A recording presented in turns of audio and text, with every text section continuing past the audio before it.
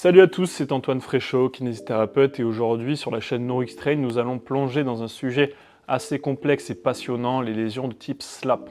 Vous avez peut-être déjà entendu parler de cette lésion de l'épaule, mais savez-vous vraiment ce que c'est et comment la traiter?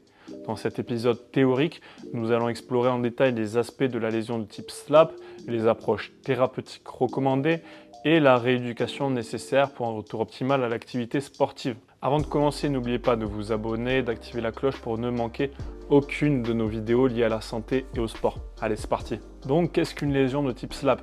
SLAP est un acronyme anglais signifiant Superior Labrum Anterior to Posterior, désignant la localisation de la lésion. Ici, cela signifie une lésion supérieure du labrum de l'épaule.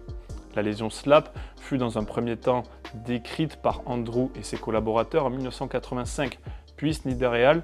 Ont quant à eux présenté pour la première fois en 1990 une classification. Les lésions SLAP étaient, selon cette classification, séparées en 4 différents types.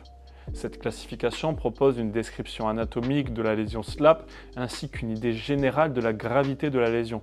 Le diagnostic de la lésion est souvent établi par imagerie, IRM ou arthroscanner. Cependant, la classification exacte de la lésion SLAP doit être réalisée en préopératoire lors de l'arthroscopie de l'épaule. Les taux d'incidence des lésions SLAP les plus élevés se retrouvent dans la tranche d'âge de 20 à 29 ans et 40 à 49 ans. En outre, il a été découvert que les lésions SLAP se retrouvent couramment chez les athlètes overhead asymptomatiques. Il est de plus en plus reconnu de nos jours que ces déchirures asymptomatiques du labrum sont semblables à des changements adaptatifs chez les lanceurs expérimentés. Grâce aux améliorations de la qualité des IRM, les déchirures de type SLAP sont devenues un diagnostic de plus en plus fréquent. Cependant, le traitement idéal des déchirures de type SLAP n'a jamais été entièrement élucidé pour le moment, et ainsi l'augmentation des diagnostics des lésions SLAP a entraîné une augmentation du nombre de réparations chirurgicales de ces lésions. Le consensus actuel concernant les déchirures de type SLAP nous informe qu'elles représentent 80 à 90% des pathologies du labrum de l'épaule stable, bien qu'elles soient typiquement observées en association avec d'autres pathologies de l'épaule et rarement présentes seules. La classification de Snyder permet aux thérapeutes de grader la gravité de la lésion. Snyder et ses collaborateurs ont classé en 4 différents grades et en fonction de la partie anatomique lésée. Tout d'abord, le type 1, ces lésions sont caractérisées par une dégénérescence du bord supérieur du labrum avec un attachement périphérique intact et un ancrage stable le long du tendon du biceps. Pour les lésions de type 2, ces lésions sont décrites comme un décollement du labrum supérieur ainsi que du biceps au niveau de la glène avec un ancrage instable du tendon du biceps. Pour les lésions de type 3, la principale caractéristique de ces lésions est une déchirure en anse de saut du labrum supérieur avec un ancrage du tendon du biceps intact. Le type 4, dans ce type de lésion, on identifie une déchirure du labrum supérieur qui se déplace dans l'articulation avec l'ancrage du tendon du biceps qui se déplace également dans cette articulation. Le diagnostic d'une lésion SLAP peut être complexe, car elle peut être le résultat de divers mécanismes de blessure, mais dans la plupart des cas, elle est le résultat d'une surutilisation de l'épaule. Chez les athlètes overhead, les mouvements de lancer répétés peuvent provoquer des micro-lésions du labrum supérieur. Au début, une déchirure du labrum postéro-supérieur se développe, qui peut être progressivement étendue vers l'avant jusqu'à l'ancrage du biceps. Un autre mécanisme de blessure pour une lésion SLAP est une chute sur le bras tendu. Le schéma de la douleur n'est pas spécifique. La plupart des patients se plaignent d'une douleur sourde dans l'articulation de l'épaule. Le diagnostic d'une lésion SLAP, basé uniquement sur l'examen clinique, est généralement très difficile, la plupart des tests cliniques étant non spécifiques. L'une des raisons est que le labrum détaché provoque rarement des symptômes mécaniques tels que du blocage de l'articulation. Une autre raison est que la plupart des patients présentent également des pathologies coexistantes, comme une lésion du biceps dans l'épaule, ce qui provoque des symptômes similaires et complique l'examen physique. L'imagerie préopératoire est très importante pour le diagnostic de la lésion SLAP. Il existe cependant des combinaisons de tests qui augmentent la fiabilité de ce diagnostic, notamment pour les lésions de type 2. O et ses collaborateurs ont démontré que l'utilisation de 2 tests cliniques relativement sensibles, comme le test de compression-rotation et le test d'O'Brien, en association avec un test cliniquement spécifique, comme le speed test ou Yegerson ou biceps load 2, test augmenterait l'efficacité diagnostique des lésions de type 2. Certains experts se basent sur la classification de Snyder vue précédemment pour définir quelle est la meilleure approche thérapeutique à avoir. Ils prennent également en compte l'âge du patient et son niveau de participation sportive afin d'adapter au mieux la prise en charge. L'approche conservatrice initiale devrait durer au moins 3 à 6 mois. Si le patient se plaint toujours de symptômes qui l'empêchent de réaliser les activités de la vie quotidienne ou de pratiquer son sport, il convient alors de discuter d'un traitement chirurgical.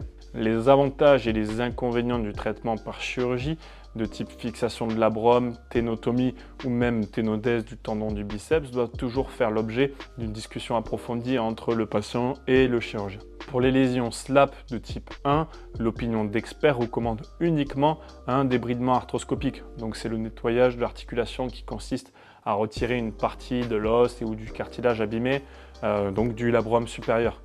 Pour les lésions SLAP de type 2, chez des patients jeunes et actifs ayant subi un traumatisme récent, une fixation de la lésion SLAP avec 1 ou 2 ancrages, une suture est recommandée. En particulier lorsque la cause de la lésion est traumatique, le labrum supérieur doit être fixé à la glène. Dans les cas où les patients ont plus de 40 ans, avec un faible niveau d'activité sportive ou dans des cas de pathologie intra-articulaire coexistante, il est recommandé de procéder à une ténotomie ou une ténodèse. Donc ceci est une intervention chirurgicale qui vise à fixer le tendon sur un os et notamment le chef long du biceps. Dans les cas de lésions SLAP de type 3, il est recommandé de procéder à une résection de la déchirure en os de seau du labrum supérieur. Et pour les lésions SLAP de type 4, il est suggéré de réaliser une ténotomie du tendon du biceps avec les patients de plus de 40 ans avec une activité sportive peu importante. Une ténodèse du chef long du tendon du biceps est par contre réalisée chez les patients de moins de 40 ans avec une activité sportive soutenue. La rééducation occupe une place essentielle dans la guérison des lésions de type SLAP.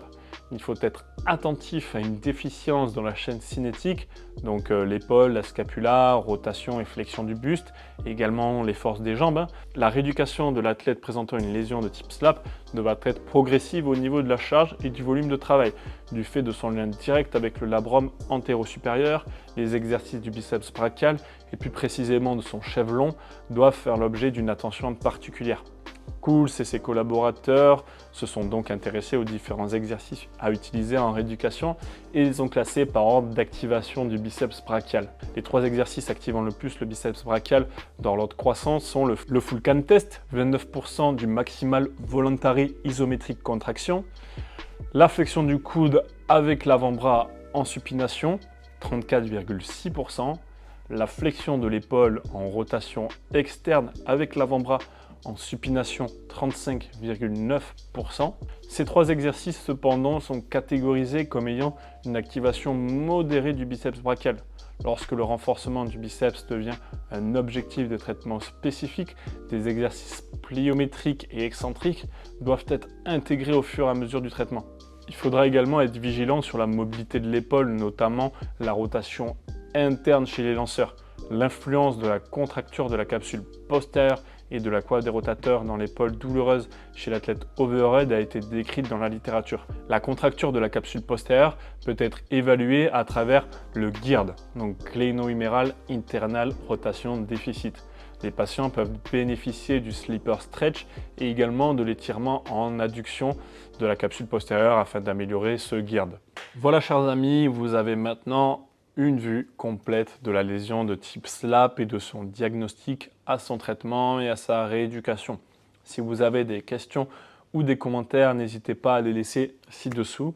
Et rappelez-vous, la compréhension approfondie de cette lésion vous aidera à mieux traiter vos patients ou à mieux gérer vos propres rééducations. Également, cette vidéo est à but informatif et ne remplace pas l'avis d'un professionnel de santé. Merci d'avoir regardé cette vidéo sur NeuroXtrain. N'hésitez pas à vous abonner pour plus de contenu informatif et orienté vers la santé et le sport. Restez forts et en bonne santé. À très vite.